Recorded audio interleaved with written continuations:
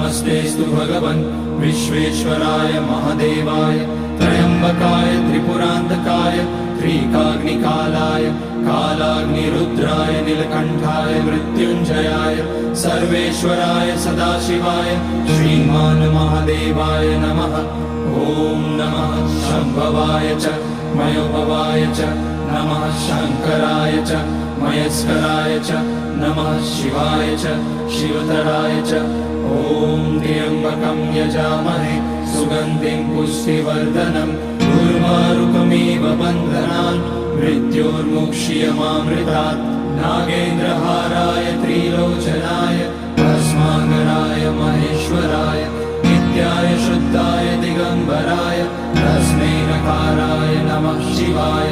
Mandakini सलिलचन्दनचर्चिताय Nandishwar प्रमथनाथ